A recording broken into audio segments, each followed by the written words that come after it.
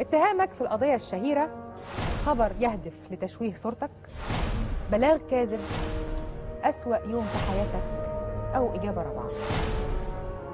السؤال على الشاشة والإجابات كمان قدامك. طب هقول لك بقى على حاجة، يعني هي في رولز البرنامج طبعا.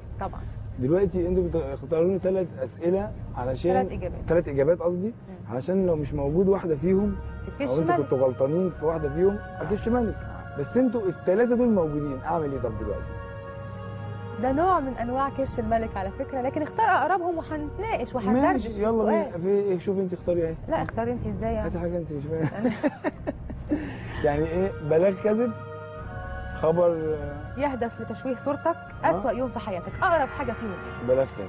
بلاغ كذب. كش ملك السؤال الثامن واجابتك هي البلاغ الكاذب. وايه اللي حصل بالظبط؟ وايه الازمه الكبيره اللي انت وقعت فيها دي؟ على فكره انا اول مره اتكلم في الموضوع ده انا في حياتي يعني. ومقدره ده جدا على فكره، لاني كنت قبل كده ما بحبش اقعد متهم. لا وانت مش متهم بالعكس. لا يعني هو لما هتعرفي بقى الموضوع اللي هحكي لك عليه.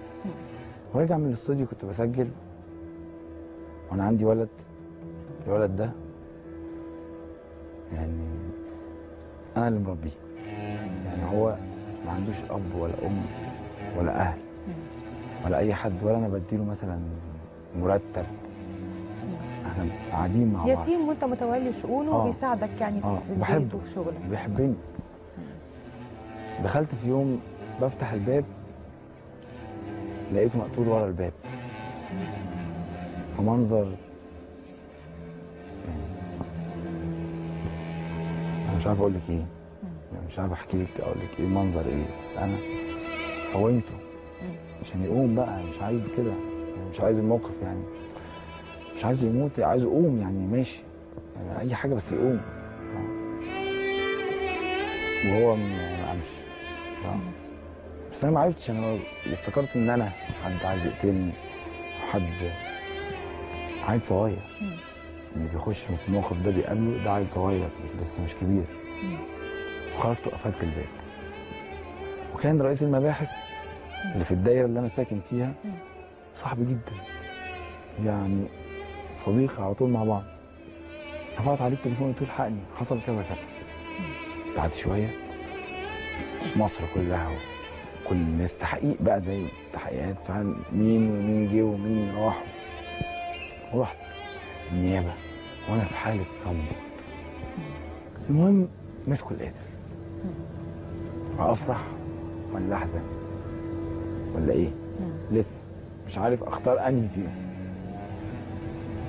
راح قال لك يا احمد رئيس المباحث صديقي قال لي يا احمد الف مبروك، وحضنه جامد طويل، وقال لي احنا بس الحمد لله هنقفل المحضر بتاعك، بس هنجيب بس كل الناس اللي انت كنت معاهم قابلتهم في ال 24 ساعه بتاع اليوم ده في يوم الجريمه، بس عشان نعرف لانك انت بصماتك في الشقه وحاجات يعني كده، موضوع كده بصماتك ممكن تكون شريك في الجريمه.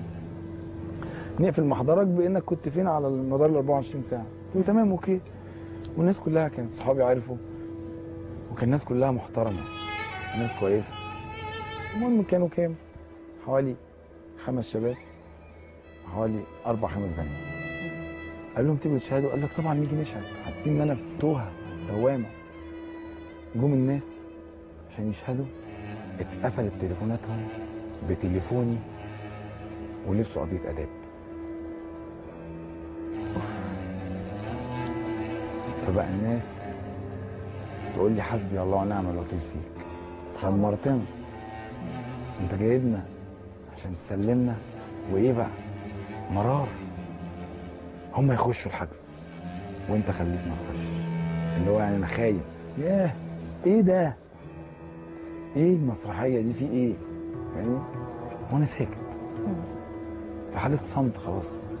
كل الناس بتقول لي منك لله، لان مش عارف هنا ده اللي هنا كان صاحبي، واللي هنا صاحبي، واللي هنا اللي مات بتاعي، واللي مسكه بتاعي، واللي قتله بتاعي. يعني انا خلاص زي ما قلت لك هي بتلف، هي ابتدت تلف.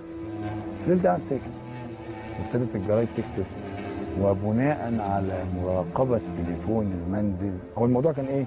ان هم دخلوا لقوا القاتل كان القاتل مقتول، واحنا بقى القاتل مقتول واحنا سكرانين بقى وعمالين ايه جنب القاتل القاتل. مقتول ولا الولد قصدك؟ قصدي سوري انا اسف. الولد مقتول واحنا بقى جنبه ايه عمالين بقى على خطوه ماشيين بقى جنب البنات وايه عمالين ندوس في الدم وايه بقى حاجات يعني مش فاهم هو ايه الموضوع، بس هو ده اللي كان مكتوب يعني في المحضر. وبناء على مراقبه تليفون المنزل، عمري ما كان عندي تليفون في البيت، حاجات فظيعه. دخلنا على النيابه تاني يوم، ودول ايه ولاد ناس اللي انا بكلمك عليهم دول اهلهم بره والناس بره، الحياه بتتدمر. فضيحه. انا ما لحقتش احزن، طب سيبوني احزن يعني تخيل لما ما عنديش وقت احزن من المصايب. رحنا للنيابه طبعا قضاء بقى فاهم ملوش دعوه. قال لك اي قضيه بيبقى ليها 3 ابعاد، تلبس مش عارف ايه ضبط اي حاجات من دي، مفيش اي كلام من ده. تقول لي جابكوا هنا افراج من سبع النيابه. والجديد اللي هقوله لك بقى ان لما طلعت اتكلمت في الموضوع ده كلمني رئيس المباحث وكلموني الناس قالوا لي احنا يعني انت ممكن طالع بتتكلم في برنامج احنا ممكن نجيب لك سكان العماره كلهم ويقولوا اللي احنا عايزينه. يا سلام، ده هي كانت بقى لعبه عرايس، هي كانت عرايس فاهم، احساس بالقهر كده. مش انت قلت ان صاحبك يعني رئيس المباحث صح، ليه عمل كده؟ بصي يعني ممكن في بصي يعني الكلمه مثلا وبناء يعني ايه كما تم السير اللواء القبر. هم كانوا عايزين بعد كده الدنيا راقت بس المشكله ايه؟ استحلفت له انا بقى طول حياتي لازم انتقم، لازم ابقى اعمل حاجه، وكل شويه يعلى هو يزلق يعلى برضه، عمال اعلى انا كمان بس هو كان بيعلى. يعني دي حاجه بصراحه يعني غريبه شويه فاهمه. عرفنا بعد كده ان هم كانوا عايزين يعملوا واحده زي بتاعت بليغ كده فاهمه، حلوه كده فنان بيقول لك فنان وستات وبتاع حلو جميل بس يعني.